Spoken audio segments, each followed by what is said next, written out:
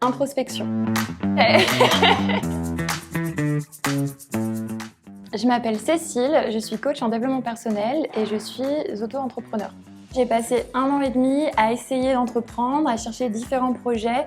Au fond, moi, j'avais l'intuition qu'il fallait faire du coaching, mais j'avais beaucoup d'a priori, beaucoup de croyances limitantes. Et c'est notamment le coaching et l'accompagnement que j'ai suivi qui m'a permis de combattre toutes ces croyances et d'admettre que c'était ma vocation et le métier qui me convenait. Au bout d'1 an, le temps que le bouche à oreille fasse son effet et puis que je définisse la bonne offre qui puisse convenir à mes clients et aussi à mes objectifs personnels. La première surprise, ça a été mon rapport à ma rémunération. Finalement, lorsque je me suis versé mon tout premier salaire en tant qu'indépendant, j'ai gagné 2 fois moins qu'en tant que salarié, mais j'ai eu une satisfaction qui était 10 fois plus grande. Pourquoi ? Parce que je savais d'où venait cet argent, j'avais un vrai sens derrière et j'étais tellement satisfaite d'y arriver par mes propres moyens. La deuxième surprise, ça a été ce nouveau rapport à la solitude, puisque le fait d'entreprendre seul, ça nous fait passer par différentes étapes d'introspection. Donc on a des moments où on se sent vraiment puissant, vraiment fort, mais faut aussi savoir que nos failles vont être mises en exergue. La première stratégie, selon moi, c'est de mettre en place une solution de quick win, parce qu'avant de vouloir trouver des clients à l'extérieur, il faut déjà parler de son métier autour de soi et capitaliser sur son réseau interne. J'utilise LinkedIn pour relayer mon actualité pro, donc relayer mes conférences, mes podcasts, et je le fais toujours en m'associant avec différents partenaires. Ça permet d'augmenter mon capital confiance et de créer des synergies sur 2 bassins d'audience.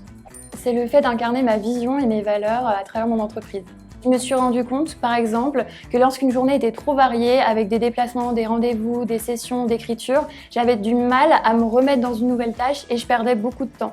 Donc à présent, j'organise mes journées un peu plus par monotask avec mes séances de coaching un jour, le lendemain mes déplacements et un autre jour la création de contenu. J'ai rejoint un réseau d'affaires qui s'appelle Apollo, que je retrouve 1 fois par semaine, avec lesquels vraiment on peut partager nos problématiques et surtout se recommander différents clients.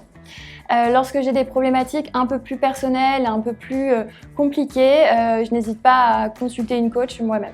Le premier prestataire que j'ai dû choisir quand j'ai entrepris, c'est ma banque. Et à ce moment-là, j'ai rencontré l'équipe d'Hello Bank Pro qui m'a permis d'avoir des outils très pro, très ambitieux, mais avec une grande agilité de fonction.